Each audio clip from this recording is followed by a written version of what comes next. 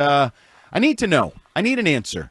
Why were the Patriots not more aggressive with Cooper Kupp? Why aren't they more aggressive with Cooper Kupp? He seems like he would make a heck of a lot of sense for this team. Why doesn't he? Well, first of all, I don't think they wanted to. I don't think anybody, and it was proven by the fact that no one traded for him, is no one wanted to inherit the contract. But what has sort of gummed up the works, and if you kind of go back the last couple of days of the reporting, it's like, oh, he's going to sign any minute now. And then the next day, he's going to sign any minute now. And it's what he's asking for, I was told, was insane. So I wasn't given an exact number. I know there's Diana Rossini put out 13, 14. I think it was north of that, and maybe now he's starting to settle on a lower number.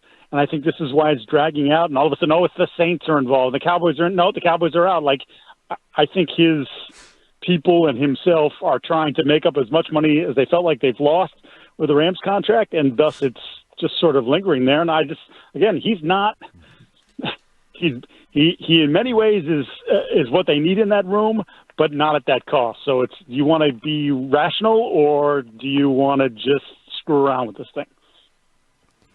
So Mike, of all the guys they brought in thus far, they just signed Marcus Epps, some smaller tier, mid-level free agents coming in now after the big boys at the top of the week.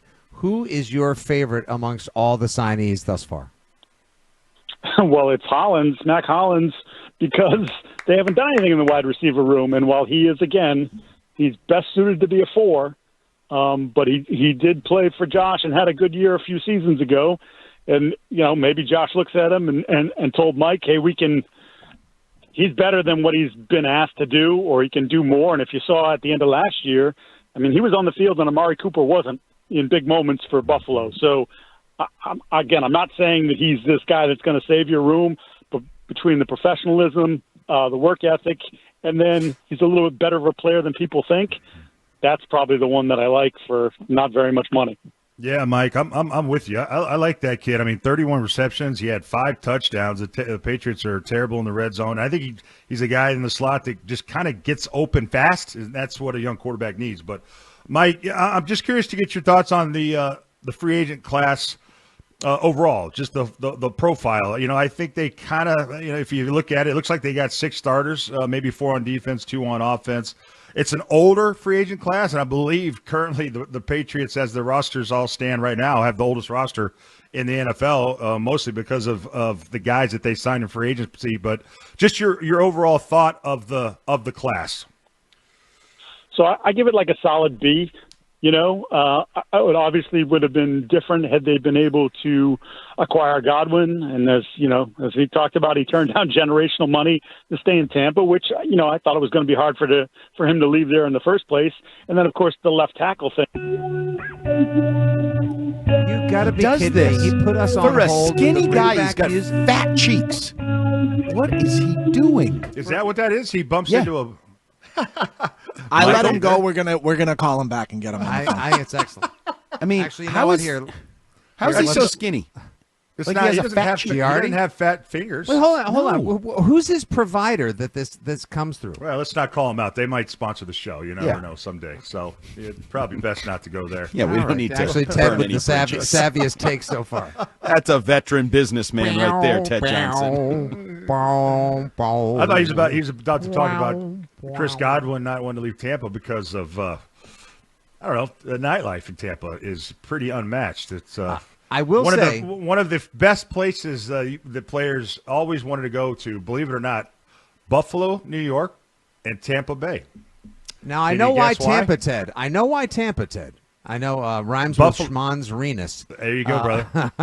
Why in Buffalo? Well, hello, Mr. Giardi. You go north up to Canada. But anyway, Mike, you were saying. Yes, very good. Oh, Mike Giardi's back, Andy. I was in the middle of one of the greatest points I've ever made in my life, I think. Sadly, I don't know that I can replicate that. No, I was saying before, for some reason, my phone cut out. I gave him a B. I think, the left tackle, wide receiver thing is the thing that probably prevents it from, being significantly higher. They pivoted to other options at left tackle, and just, free agency is free agency. They couldn't pull those things off. Even looked inside to Drew Dahlman, to Patrick McCarry at guard, to Will Freeze at guard. Couldn't do those things. So, they were aggressive. Your point, Ted, about the age thing, I think is actually pretty important. And I think, I know there's been some people panning the press conference yesterday and like, why would they do this? Well, whatever. You can have your theories on that. The one thing I will say is they had some dogs on the stage yesterday and some guys that know how to lead, and that's been a big thing, that the character and the leadership, and that room that they had the last couple of years didn't have that or didn't have nearly enough of it. So maybe you overpaid for guys in the, slight overpays because it's free agency, but like that aspect of it, I think is pretty critical for a team that has been wayward the last couple seasons.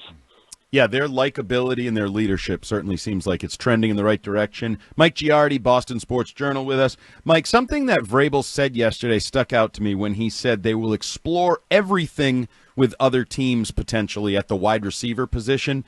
Do you believe there are ongoing, active, potentially fruitful trade talks? Because that and tackle seem to be the two positions where people are like, okay, you've done some nice things. Now what? Can we expect a trade for a wide receiver?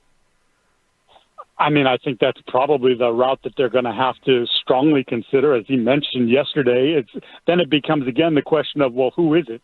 We've talked about Brandon Ayuk a million times, dating back to last year. You still have to convince him, I think, that this is a place that he'd want to spend time in, because that was a big part of it too. But he's coming off the big ACL injury, and when is he going to be himself? So maybe that's a roll of the dice worth taking, but that's, you're still not getting the immediate impact player that you want for this roster and that quarterback. And then beyond that, there aren't that we know of at this point. And it always changes because these guys are, they're an interesting group, the wide receiver, especially the top end ones, where as of right now, I don't know that there's any other names. So now you start to pivot to the draft and say, well, does this put you not only in a bind where you, at 4, maybe you have to consider again the potential short arm tackle, or now is it Ted McMillan? Is it Travis Hunter? If you believe he's a receiver, I think the desire was to not get to the draft and have to draft for need, but where they are right now, and again, plenty of time between now and the draft, but with the names that have come off the board, they're kind of in that group right now. Yeah, I still like the idea, Mike, of adding a veteran that can teach the kids the right way to do it while also holding down the fort and making sure you take a little pressure off that draft pick to not have to come in and produce, I don't know, Ted, Terry Glenn-like numbers from the 96 season, which would be 90 receptions. Outstanding, exactly, outstanding. Bad man. Yeah. Ooh, he was incredible. She was amazing, as I believe Parcells said back careful. then. Deep cut. I know. I'm quoting the coach, not wading into weird waters of now. Please don't cancel me. Not yet. So, Mike, we were having this discussion yesterday. We asked Tommy about it and wanted to get your feeling about it. Obviously, a bit of a void or loss of leadership as well. And now it seems like we have to, or the Patriots rather, need to grow new leadership organically. How do you feel about some of the sturdy, dependable, community leading presences that were lost? And who do you think steps up as some of the new faces and leaders and captains of this team? Long question, good question. Hey, thanks, Scal. I think that I think some of the new leaders were in the room yesterday. I think Morgan Moses and Carlton Davis and Robert Spillane immediately vault to sort of the head of the list. And it's interesting, the timing of the David Andrews release yesterday. So you have release of him, and you have John Jones, and you have Dietrich Wise out the door. And look, they're not going to tell you this, but it sure feels like, hey, we're done with the old. I don't want to hear any more about the Belichick era. And or I don't want to be in a situation where we're in a meeting or in a room or on the field and, well, Bill used to do it this way. No, this is our team. It's a new group, and we're going to put our stamp on it. And I think there's also with those players, we like all those guys. We love them. Great dudes in the community, and obviously did a lot for the Patriots. But Dietrich Wise hasn't been the same player for a year and a half.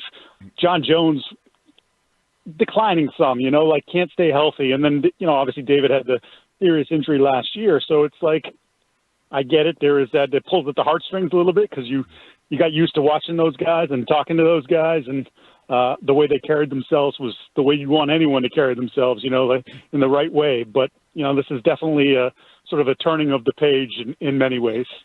Mike, it's an excellent point. David Andrews, Jonathan Jones, Dietrich Wise, and I'll even throw Devon Godchow in there because Bill Belichick loved Devon Godchow. But between just those four players, that's 31 years of service time for the New England Patriots. So I think you're exactly right. I think it's just those guys kind of remind everyone about the old guard. And so, it might feel unfair, but I think that was why they did that. But real quick, just Mike, I think it's kind of fun. I don't know, with the new kind of roster to kind of project maybe what the Patriots, record. We were talking about this on BST last night.